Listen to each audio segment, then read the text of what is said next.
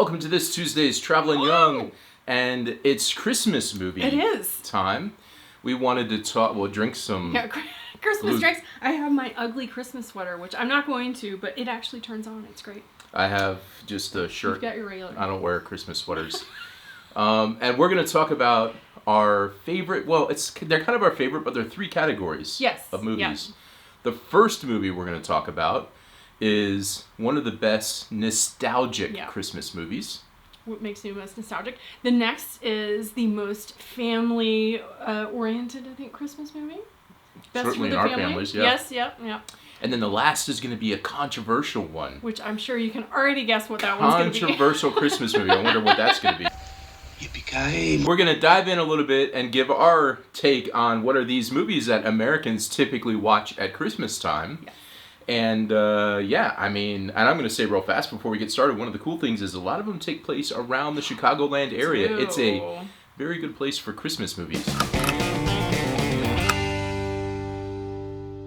The first movie we're going to talk about is a combo because it's really this concept that is a formula that gets used in multiple movies. And A Christmas Story has this formula, which is something that we watched growing up. All the time. While it's not quite in the age of my parents, they still kind of related to it a little bit. Instead, we're going to talk about another good movie that's brand new on HBO Max, actually, called 8-Bit Christmas that we watched just recently. So good. What I liked is this formula that was there, which is first-person narration, helping to guide the story and provide context. Hard to understand dad. There's this sibling that's annoying to the main character. There's good friends that band together. There's a bully. The main character is on a quest to acquire something he desperately wants. In The Christmas Story, it's a Red Ryder BB gun, and with 8-Bit Christmas, it's a Nintendo. And that's super nostalgic for me, which is what Christmas Story is about, is it's a first-person story telling about the past, because it took place many, many years after it was actually made. And in this case, it's a first-person story telling about the past and how he wanted a Nintendo, which I had a Nintendo when I was a kid, so I can relate to what it took for me to be able to get a Nintendo. And it was really cool to go through all this stuff. They even talk about baseball cards, which I collected a ton of as a kid. While I never had this specific card, they mentioned the Billy Ripken error card, which famously had a bad word printed on it, before it was caught and eventually corrected. I'll have a link below so you can read about that story. And they even made mention of that in this movie. So I was like, oh man, I remember that. It was so cool. All these little bits of things that I remember when I was growing up as a kid. And the Nintendo and the Nintendo glove, which is this huge deal. I used to get Nintendo Power magazine and look at these things. And I never got a glove. But I would look at this stuff. I loved the Nintendo. I mean, I had all these. Anyway, it was so cool because for me, I could relate to this concept of this nostalgic thing. One of the things that was authentic is they were selling Christmas wreaths, which is, I never sold Christmas wreaths, but we sold a lot of door-to-door things as kids, and my friend and I banded together once so that we could sell the most and get the best prize, and it was super cool. Hello? Hi, I'm Joshua. I'm Jason. And we're selling candy for our school to raise money for our computer labs. If you buy $15 worth of candy from us, we'll do something special. We'll personally deliver the candy to a person of your choice on Valentine's Day. And we will sing and dance this song from Three Amigos. Are you ready? Ready? 1, 2, 3. My little buttercup has the sweetest smile. Dear little buttercup. Stop. Put me down for $15 worth. So, I mean, I just think it was a super fun movie, and I love all these little things that just reminded me of my childhood, because it took place, I think, in like the late 80s, and that's basically when I was a kid, at that it's like the same age as me, so I could relate to so many parts of this movie. Christmas Story was good, but it's so long ago. Yeah, I couldn't really relate to it. Yeah, so it's like almost a Christmas Story for us because that was stuff that we're super nostalgic about, and you know, they had Cabbage Patch Kids, which were huge in the U.S. for girls, and just like I remember everybody super wanting to go over to the kid's house who had Nintendo. That was like if you had a Nintendo, you were it. And the other thing that I thought was funny is they chose Neil Patrick Harris to play the main part.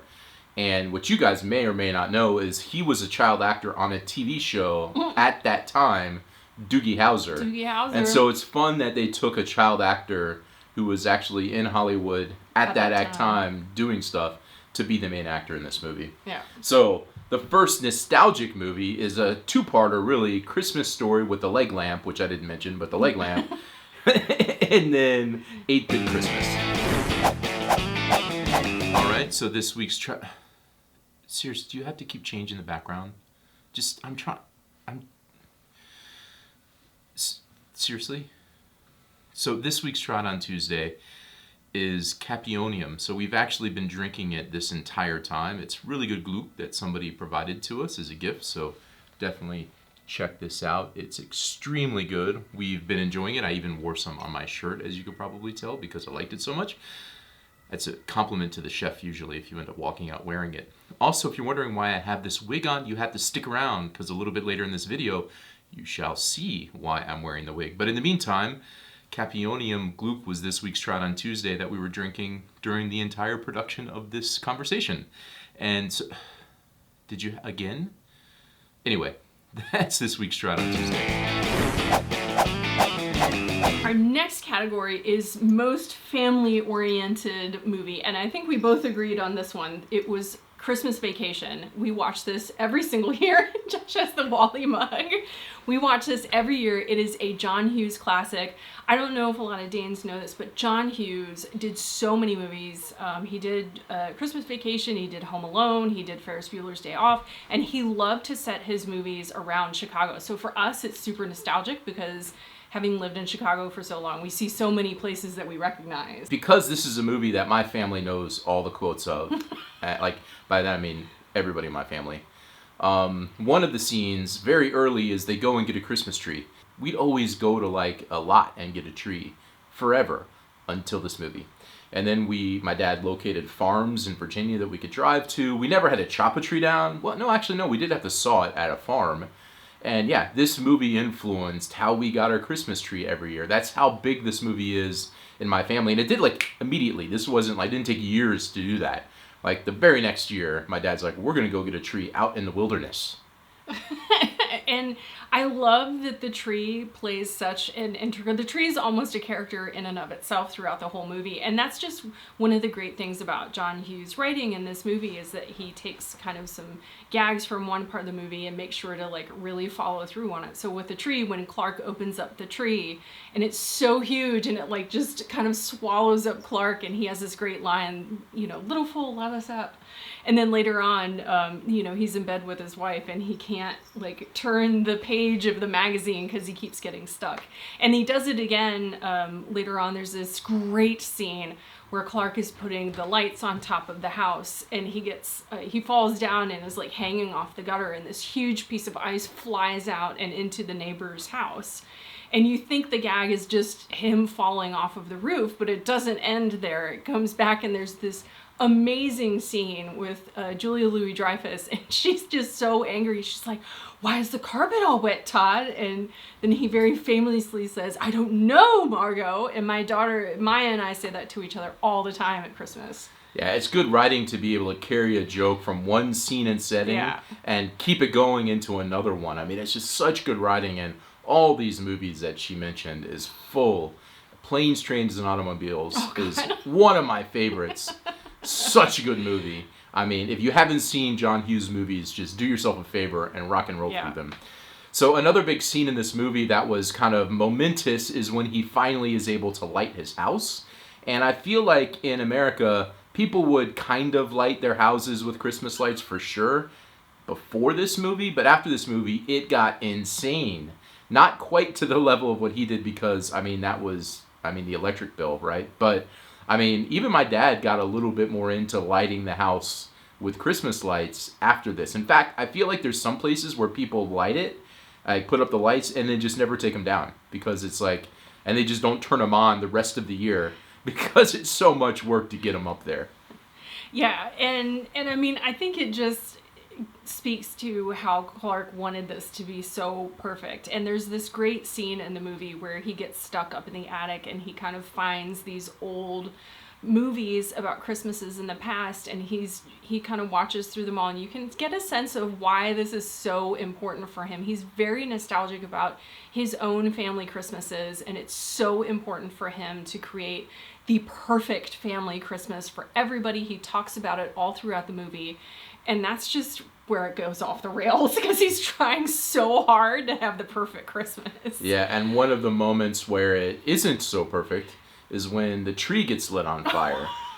And I gotta say, so there's not a lot of moments in this movie that are exact things that happened in people's lives. Like, I've never had a tree light on fire, but one year there was a catastrophe where a tree fell. My mom had all these decorations on it, and the tree fell, and I think you were there. I was, yeah. And that was like, oh my gosh, what are we going to do? A bunch of ornaments got messed up, and it was a tree falling. There was no squirrels, nor were there any fires from trees, but a tree falling definitely happened in my house. And I feel like when that happened, we all probably looked and were like, this probably would have happened to the Griswolds. Yeah, well, and just so you know, his mom is super into Christmas ornaments. She had all these very special Christmas ornaments, so it was quite the tragedy when the tree fell. Yeah, she collects them, like special ones, yeah.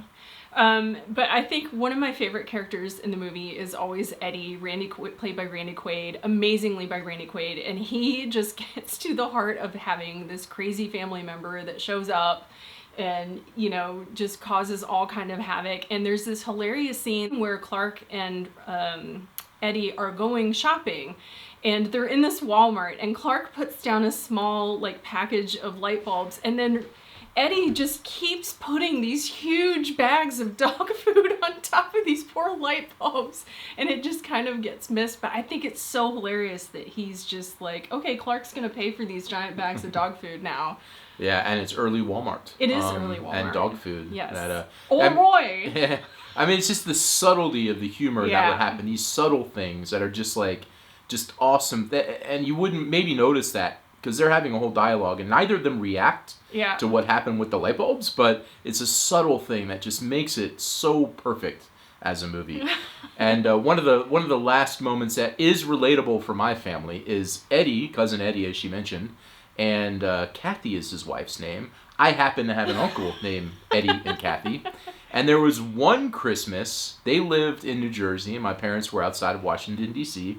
There's this one Christmas, on Christmas Eve, there's a knock on the door, and Eddie and Kathy were at our house and surprised my mom. And it was just straight out of Christmas Vacation. Thankfully, not in a terrible RV. Like, Eddie? Yeah. Kathy? I mean, it was just like the movie. They were not in a mobile home, and he did not have a dog called Snot, so that didn't happen. But it was just funny. Like again, we're like, we're like the Griswolds. Yeah. And so I do want to mention one thing because I don't want to. I mean, I'm not going to spoil. I would assume everybody's seen the movie, but you know, in the conclusion, there's this point where he gets this gift, and I feel like this would be told a little bit differently if it was in Denmark. It's a 1-year membership in Smurbo. a month club. Oh, good. Clark, that's the gift that keeps on giving the whole year. And our last category is most controversial. I'm sure you all guessed. It's Die Hard. Which, Josh knows this about me. I cannot stand rom-coms. I don't like them. I love a good action movie. And Die Hard is it for me because, I mean, it has a great plot. It takes place during Christmas. What more could you want? So, like, it starts out with he shows up at a Christmas party. And Christmas parties in the U.S. are quite a bit different than, I think, here in Denmark. You just kind of stand around, you drink, you eat hors d'oeuvres. There is at some point, like, a super drunk guy comes up to him and hugs on him. So that's probably kind of Danish. But yeah, it just is a little bit different. Another thing I love about this movie is the casting of Alan Rickman. He was absolutely perfect as Hans Gruber. This was actually one of his, I think it was his first movie that introduced him to the American audiences. And he is the perfect debonair, suave guy that just turns into a complete jerk and douchebag. But he played that role perfectly. And I love the idea of having these German villains. I mean, like a stereotypical German accent as a villain is a super American thing to have in a movie. And he pulled it off. And he was also like super smart. Yeah. And not like just running around with guns and fighting people. He was all brains. Yeah. Yeah. So what I think was a really good storytelling device in this movie was the fact that Bruce Willis's character and his wife were having marriage problems that created friction from the very beginning between them, which was part of the motivation. He was trying to recover his marriage. That's why he came there. And one reason why he also kind of wanted to be a hero in the back of his mind to prove that, he could be that hero for his wife. But they also did a really good job with the writing by introducing a bunch of different characters. It was pretty interesting because a lot of times early in the movie, Bruce Willis would have all these one-liners as he was talking to himself. But then later they introduced the cop, who then gave him a person to bounce off of. So he wasn't just talking to himself and making jokes to himself all the time. And I really like that addition to the storytelling. But then there's also very stereotypical cop things, like the FBI shows up at some point. It's like, they're smarter than the local cops and they should take charge. But then they don't know what they're doing and they mess things up. There's also the TV anchor who's just a complete jerk who's focused more on getting the footage of explosions than what's happening to the people inside the building. And he shows up in Die Hard 2, so he's a recurring character in the series. So, and also it's all built around this elaborate heist in order to steal this money. I mean, there's such good character development and such good story around this heist. It's so cool. And one of the things I really like is there's multiple times in the movie where they go into this whole concept of his bare feet, and you see him without shoes on many times, and it leads to this dramatic situation with the broken glass. But I'm pretty sure if this was shot in Denmark, it might have turned out a little bit differently than this. Come. Leave the Legos. Throw the Legos.